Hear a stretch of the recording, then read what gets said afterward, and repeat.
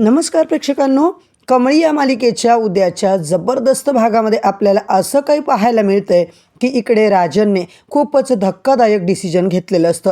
रागिणीचा संताप अनावर झालेला असतो, कारण अन्नपूर्णा आजीच्या रूममध्ये बसून राजन आणि अन्नपूर्णा आजी मात्र सगळे दागिने आता बँकेत नेऊन ठेवायचा विचार करतात.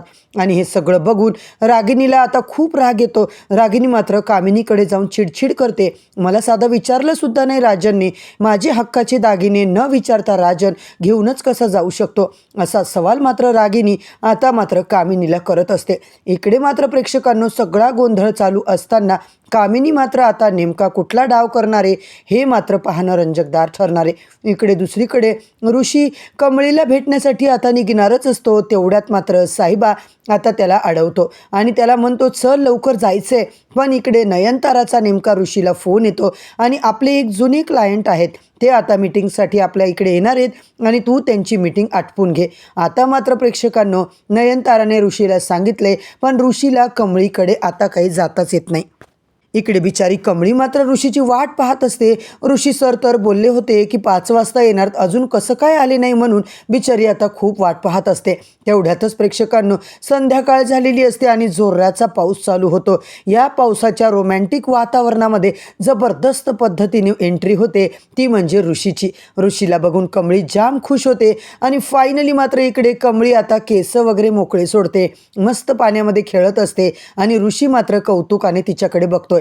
खऱ्या अर्थाने मात्र प्रेक्षकांनो ऋषी आणि कमळीच्या लव्ह स्टोरीला मात्र आता सुरुवात झालेली असते. आत्तापर्यंत मनात दडवून ठेवलेली भावना, एकमेकांची ओढ, एकमेकांच्या भेटीची धडपड, हे सगळं आता खऱ्या अर्थाने चालू झालेलं असतं. इकडे कमळी ऋषीच्या लव्ह स्टोरीमध्ये आता अनिका कुठलं विघ्न आणणारे हे सगळं आपल्याला आजच्या भागातच पाहायला मिळणार आहे. तर मंडळी, आजचा भाग जबरदस्त असा दाखवलाय, शेवटपर्यंत नक्की बघा.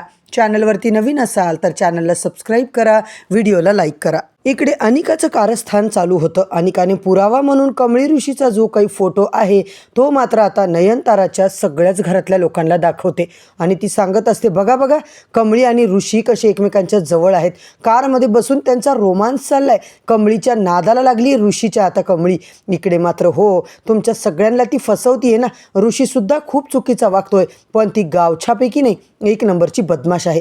तीच ऋषीच्या मागे करत असते, तीच ऋषीच्या मागे लागली आहे, त्याला फसवण्याचा प्रयत्न करते, कारण तिला ऋषीचा पैसा पाहिजे. ज्याच्याकडे पैसा आहे ना त्याच्याचकडे ती कमळी गावछाप राहत असते. एक नंबरची लालची मुलगी आहे ती. ऋषीला फसवेल आणि तुमच्या घरच्यांना सगळ्यांना फसवेल, असं मात्र प्रेक्षकांनो आता कंटिन्यू अनिकाची बडबड चालू असते. कमळी तुमच्या घरी ना सून बनून येईल आंटी, मग तुम्हाला कळेल. तुमच्या डोक्यावर बसून ना ती चटणी कुटेल आणि मग मी तुम्हाला काय सांगते, माझ्यासोबतच लग्न लावून द्या. गावछापपेक्षा मी तर कधी बेटरच आहे ना, आणि फायनली मी त्या महाजनांची मुलगी पण आहे ना. मग आता हे सगळं प्रेक्षकांनो अनिकाचं मूर्खपणाचं बोलणं ऐकून सगळेच डोक्याला हात मारून घेतात.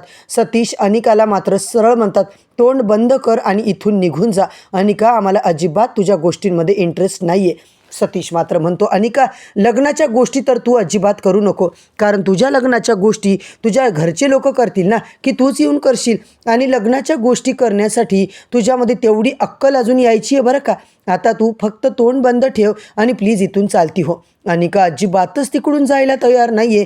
3 वेळा तो मोबाईलमधला फोटो मात्र दाखवत असते.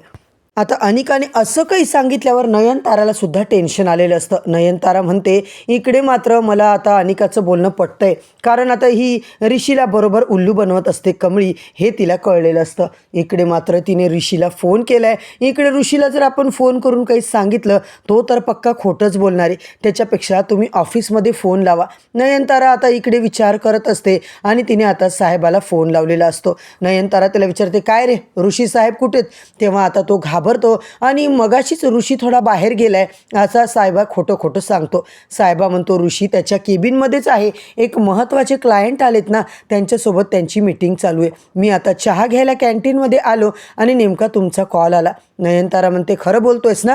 तू एक काम कर, आत्ताच्या आत्ता ऋषीकडे जा आणि तिकडून मला व्हिडिओ कॉल कर. मला आत्ताच्या आत्ता त्याला अर्जंटली काहीतरी बोलायचे. साहेबा मात्र घाबरतो आणि तिकडे फोन ठेवून पट ऋषीच्या केबिनमध्ये येतो. ऋषी आधीच तिकडे येऊन बसलेला असतो, काम चालू असतं आणि तो मात्र येऊन म्हणतो, अहो नयनतारा मॅडमचा व्हिडिओ कॉल आलाय, तुम्हाला आता बघायचं आहे त्यांना. ऋषी म्हणतो, कर ना मग व्हिडिओ कॉल, मी काय घाबरतो की काय.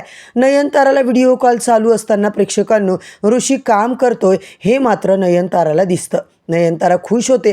ऋषी मात्र बोलतो, काय झालं आई, काही प्रॉब्लेम आहे का. तेव्हा नयनताराला कळतं की अनिका बेफालतूच्या गोष्टी इथे करून गेली आहे. हिच्या गोष्टीमध्ये कुठल्याही प्रकारचं तथ्य नाही आहे. मूर्ख अनिकाने काहीतरी आता इमेज जनरेट केलेली आहे आणि तेच आपल्याला ती दाखवून फसवण्याचा प्रयत्न करते, कारण तिलाच आपल्या ऋषीच्या हातासोबत लग्न करायचे. पण तिच्या बोलण्यात आता मात्र प्रेक्षकांनो नयनताराचे घरचेच आता इकडे फसलेले असतात. तिला आता घराच्या बाहेर काढतात. अनिका मात्र रागारागात तनतन करत तिकडून निघते. आता कामिनी मात्र कॉलेजला येते आणि तिकडे कॉलेजला आल्याच्या नंतर ते सगळे विद्यार्थी आता तिकडे नोटीस कुठली लागली आहे म्हणून वाचत असतात. त्यामध्ये लिहिलेलं असतं की 70% जर आता तिकडे प्रेझेंटी असेल तरच आपल्याला एक्झामला बसू देतील, तरच आपल्याला स्कॉलरशिपसाठी सुद्धा आपण लिगली तिकडे अप्लाय करू शकतो. निंगी कमळीला आता याचा अर्थच कळत नाही आहे. कामिनी मात्र म्हणते, अर्थ कळतोय का तुम्हाला. कसं आहे ना, तुमच्यासारखी गावच्या पोरं जी टवाळक्या करत फिरतात, श्रीमंत पोरांच्या मागे लागतात, मग कॉलेजमध्ये येतात शेवटी आणि निघून जातात आणि नापास झाल्यावरती आमच्यावर सगळं खापर फोडतात की तुम्ही हे केलं, तुम्ही ते केलं, तुम्ही असं नाही केलं.